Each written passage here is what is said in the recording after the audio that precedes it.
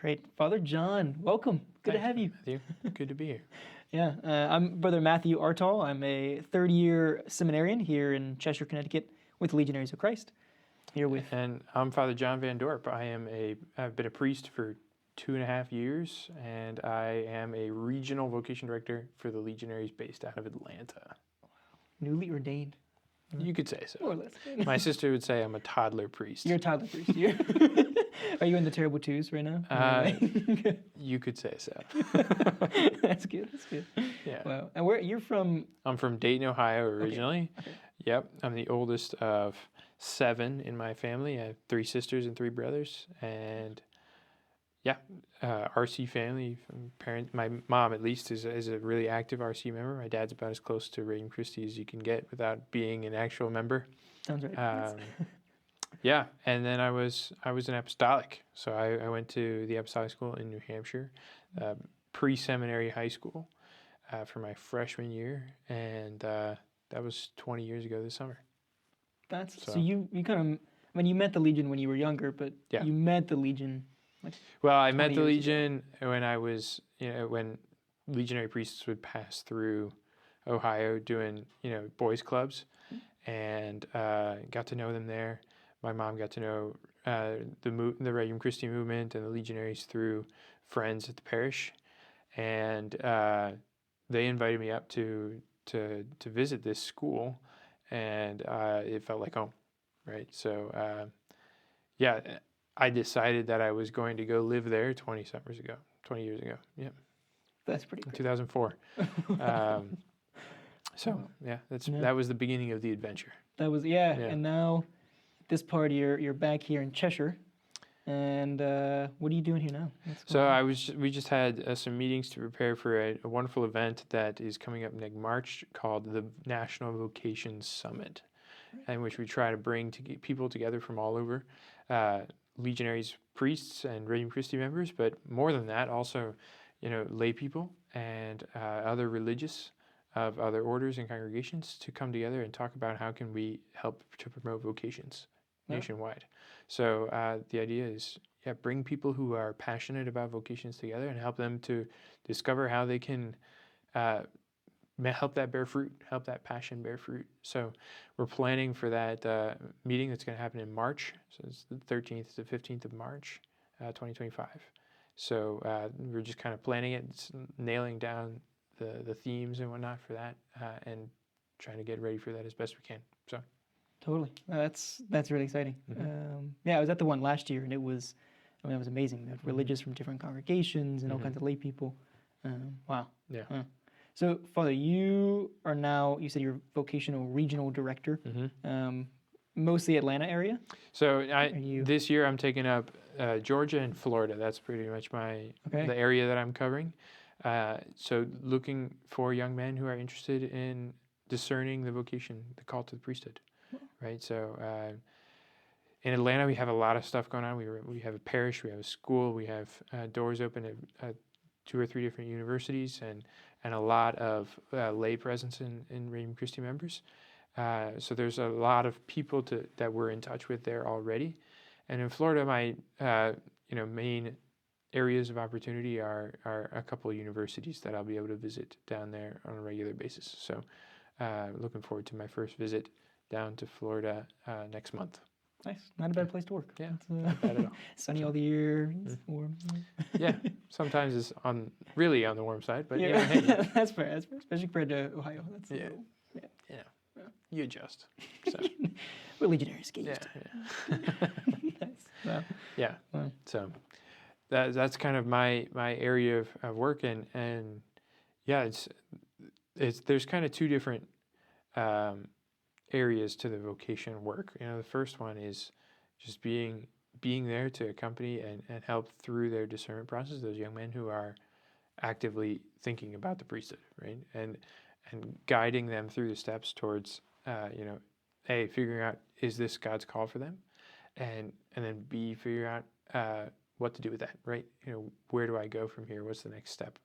So I really enjoy that part of the mission, right? Which is the one-on-one accompaniment of the soul who's discerning, right? And that's really encouraging when you see God at work in a soul, and you see them, screwing up the courage to be generous with the Lord. That's really encouraging, and I enjoy that part. Another part of our vocation work is trying to lay the foundations for future vocations to flourish, right? So the long-term, cultivation goal of how can we identify the pools where young vocations are coming from, and how can we be there for them to continue to foster that sustained growth, right? So that's sometimes it's working with middle school age kids. Sometimes it's working with families. It can take on many different forms, but we have an eye out for how can I continue to foster vocation growth and a vocation culture. Interesting. Which is where the summit comes in, right? The summit is all about building a vocation culture, and how can we engage other people in contributing to that vocation culture. So, wow, yeah, this is kind of this culture of you're called. Yeah, You've exactly. That simple understanding of, I'm not the sole determining factor in my life and my decisions, changes. I would say changes everything. It changes the way that you look at your life and your planning. If you can have that attitude of receptivity from the Lord, and receiving from the Lord His plan for me, that's not an oppression. That's not a shackling by any chance, but it's actually opening me up to greater freedom. That realization and living in that understanding changes everything, right? And one of the things we've talked about in the Vocation Summit that's really important too is when we're talking about vocations, we're not just talking about vocations to the priesthood and consecrated life, right? It's kind of my focus as a legionary vocation director, but we have to free the term vocation from just meaning priesthood, consecrated life, right? Everyone has a vocation and everyone is called. And that call that comes and becomes active through our baptism is so much more than just, the Lord's calling you to be a priest, right? He's calling you to be with Him for all eternity. And that understanding, again, that when you live with that understanding, suddenly everything that you do becomes part of a beautiful, wonderful, loving plan of God our Father for you. And that's exciting. Yeah. So. Well, was there a moment? I mean, you were in formation for a long time, apostolic school. Was there like a moment when that clicked for you? Like, I'm actually called to be with Him. Yeah, no, I think novitiate is a time for that. A novitiate, your first 2 years of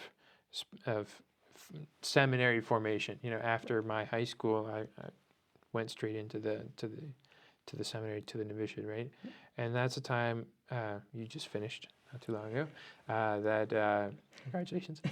When you really hone it, you lean in on that relationship with Christ, and you spend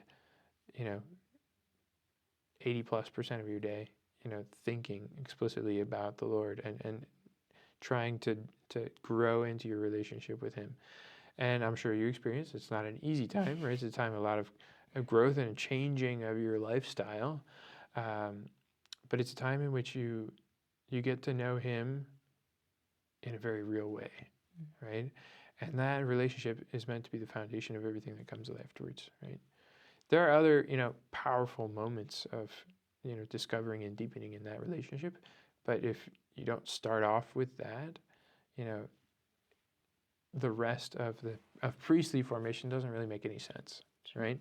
So I think what was a seed earlier on in my formation, in my vocational path, so to speak, became a reality through the novitiate. And like I said, that's the foundation for what comes after that. And many times when you have difficulties after that, the solution is going back to that foundation, right? And remembering the why for all of this, right?